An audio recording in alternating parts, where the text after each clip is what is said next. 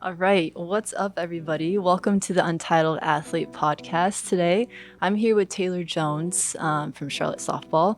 Super excited just to kind of get to know you a little bit better, get to know your story, and we're going to go through a lot of things today. So welcome. Obviously, you are the pitcher here, and recently you got D1 Pitcher of the Week, which is absolutely insane, especially being a sophomore here.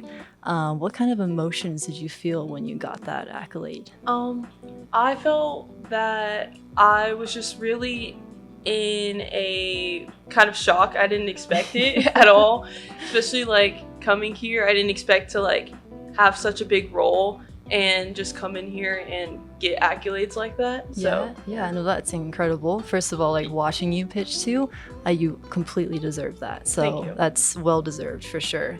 I do have an opening line. So what's one thing people should know about you that they won't find online?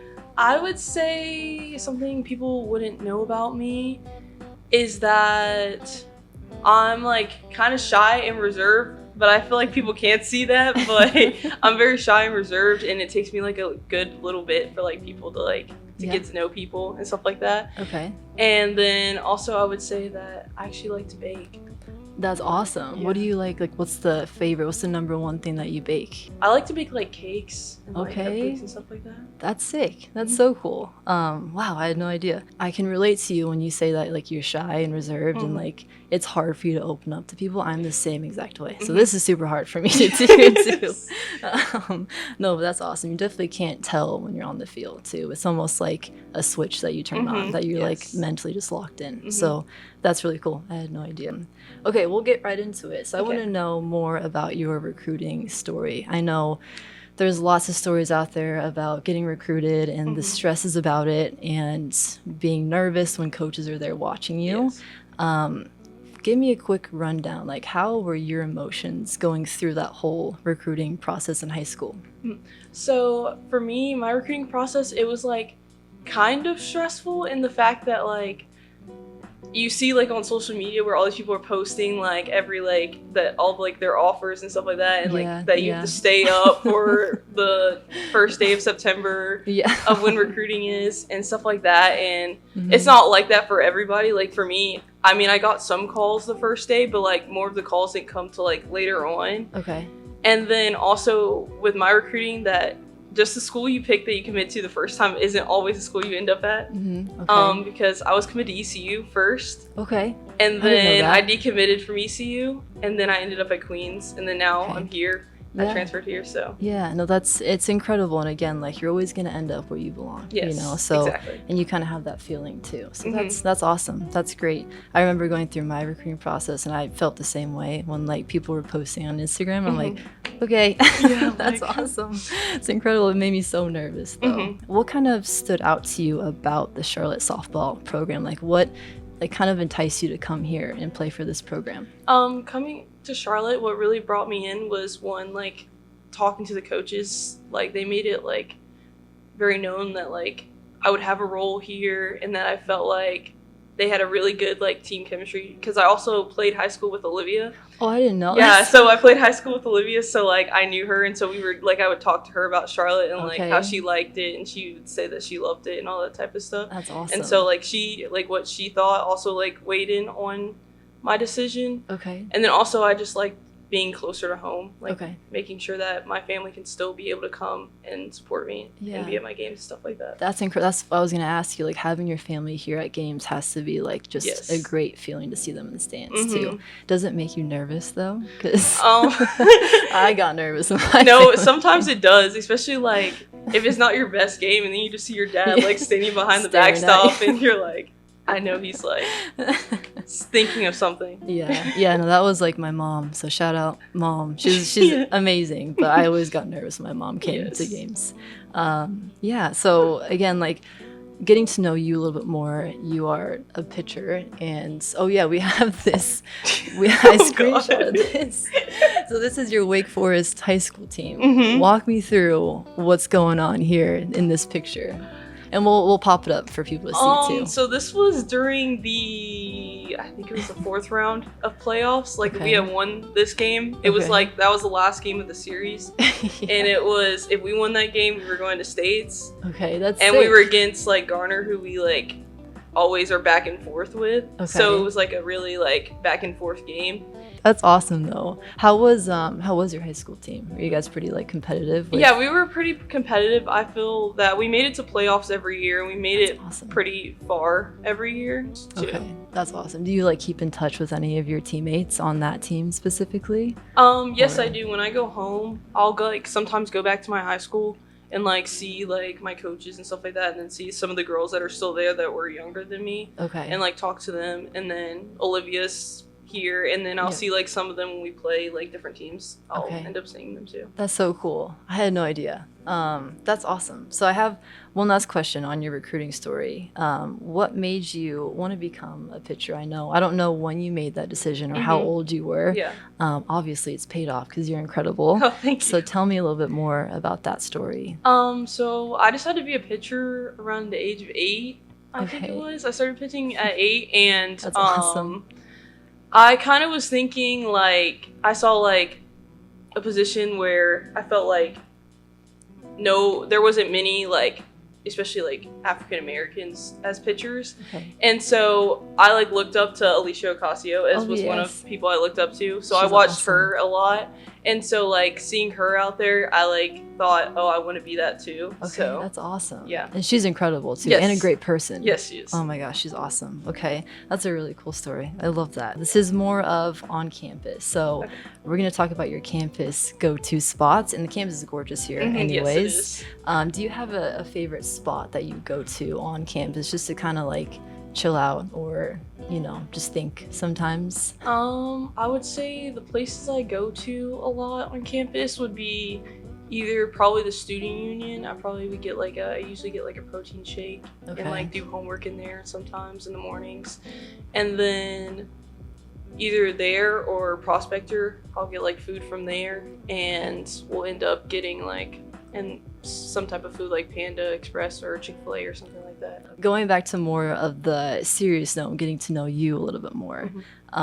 You went through an experience that kind of shaped who you are today, right? So I kind of want to go back to last fall, and obviously people saw you not playing for a little bit, but they didn't really see what was going on behind the scenes. So do you kind of want to talk more about that experience that kind of shaped you, that you went through recently? Yeah, sure. So last fall, I found out at practice one day, like I was like having like trouble breathing and my chest was like hurting pretty bad, and I found out that I had a pulmonary embolism, and that was like, and then the doctors told me like that was not like normal for a 20-year-old to have a pulmonary embolism that young, and they also just didn't know what caused it because like it came out of nowhere and no one's seen it coming. And so with that, I was like in and out of doctor's appointments all fall, and so also I'm on blood thinners still. They kind of still don't know what's up, so like right now it's like up in the air of like how long I'll be on blood thinners. But it's really shaped me, and really just knowing that I also didn't know if I would be playing softball again, because based off of some doctors, they told me that being on blood thinners you couldn't play. And so I didn't think I would be able to play, and so I felt like in the fall, like I was really just like pushing, and like when I could practice, like trying to like work as much as I could, just like if I could play in the spring, that I was my best self. And stuff like that. So it's crazy. And that happened this fall? Yes. Oh my goodness. No, that's insane. And again, thank you for sharing something like that, because that's a crazy experience to go through. And I feel like it kind of shifted your perspective kind of on the game of softball too. So like, in what way did it shift your perspective? It shifted my perspective as in like, I think that you can't take the sport for granted, I feel like, because at any moment it could be taken away from you. And you just never know when. So I feel like just like keep your opportunities, like take as many opportunities as you can to like play the sport. And like have fun with it. Don't make it such like a big thing. Yeah. So. It kind of makes the smaller things or the big things seem a little bit smaller in a way. Yes. You know. Do you think, like, what did you learn about yourself doing during that time when you kind of found out the news and having to fight through it the whole, even now in season? I think I learned about myself that I am like a hard worker and like I'm able to like push through things because I felt like I was not like really like tested in a way like this. I feel like so like coming back from this, I feel like I've been like very like resilient and just like being able to come back from stuff like this. Yeah, and that's, I was gonna say too, like when you're on the field, you would never know, right? And I think that's the most special part of this, where you know you're fighting behind the scenes, but when you're on that field, like you're holding your team up and you're the leader out there too. So I think that speaks volumes to the type of person that you are too.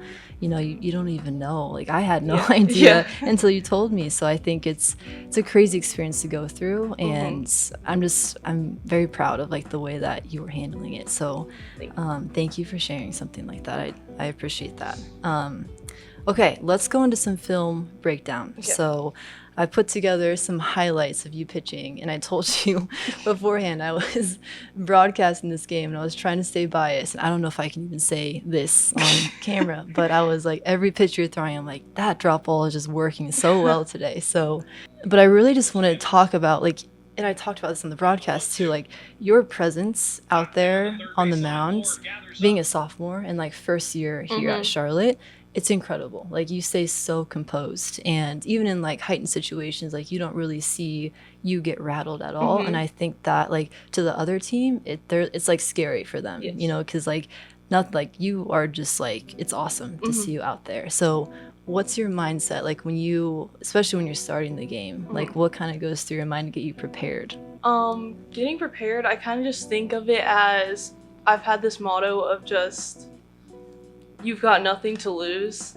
That you just go out there and throw your stuff because it is good, and that you just have to trust in it and know that your defense also, because I don't throw many strikeouts, but that my defense has me behind me. So like I just really just go out there to do it for my team, honestly. Yeah, no, it's incredible. You can see that on the mound too.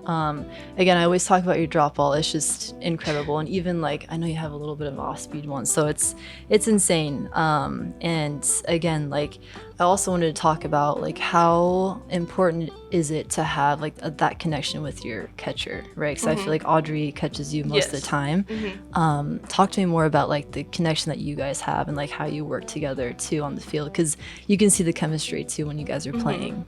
I would say that we really become pretty close when it comes to like pitching and catching, especially because like I feel like she knows what to tell me. Like if I'm like getting behind in counts and stuff like that, she knows what to tell me. Or she's like always being my like hype man, and she's trying her hardest to like with pitches that are like maybe not strikes but trying to get me more strikes. So I feel that we've really just made a connection of really just like trusting each other. So, I love that. You can see it for sure. And I was a catcher myself, so I had to learn how to approach pitchers in different ways. Are you the type of pitcher that like if you're in a stressful situation, do you need somebody to tell you a joke, or like are you like more of a hype? Like you need them to hype you up in those moments? I would say I'm a mix between both. Okay. It doesn't matter to me which one. I feel like joke probably more just to make me laugh, so I'm like smiling and stuff like that, and not like so serious about the situation. Okay, yeah, because I've come across many pitchers that are like, it's either a mix or it's one or the other, and sometimes it's pretty scary as a catcher because you're like, I don't know what to say. No, that's awesome. I think we have another video I found. I sent it to my husband Eden. I found a video of, I think it was Brooke and you after the game. You guys were doing the gritty in the circle, and I sent it over. We'll pop it up. I don't think we're gonna have it on the screen, but talk to me like what that, because that, like, I guess when you win a game and you have those emotions, like, it's so fun to celebrate with your team. So can you talk to me more about like the team chemistry and like just what it feels like to be on this team? So coming to this team, it really feels like we're like really close knit. We like try to all hang out like as much as possible, like outside of just here on the field and stuff like that. And I feel like we're also just able to just like joke around with each other and stuff like that. And then like in the dugout, we're like pretty rowdy team. I don't think a lot of teams like all of our cheers that we decide to say, but hey, it's okay. It's okay. And I would just say that we just try to have fun and make the moments like big and like kind of like support everybody and just make sure that we're just together. It's really. Yeah, it seems like it. And I think that's Audrey's home run. We're talking to Audrey next. But with with that, you can definitely see that for sure. And I always like to kind of wrap up these podcasts with kind of, you know, I want to know what your personal motto is, like for this year specifically. I know some athletes have that, or there's a team motto too. But when I was playing, I always made sure to have like my own personal motto, which was never give up, you know, things like that. So do you have something like that that you kind of remind yourself before you play? My motto, I would say, especially like when I go out to pitch, it's mostly like I said earlier, about telling myself I have nothing to lose. It's really become my motto of just like kind of like just going out there and just throwing my game. And then as a team, we've made this acronym of DFB, Dirty Filthy Ballers. And that's our acronym that we go by. Of just like going out there and competing and just like giving out full out effort. And just I love it. I love it. No, that's awesome. You have to have some mottos in life, you know, just to keep you going. So lastly, I'm gonna interview Audrey after this. Do you have a question that you would want me to ask her so we can follow up and I'll tell her the questions from you? If not, it's okay. We can think about it off camera too. I think I have one. Okay.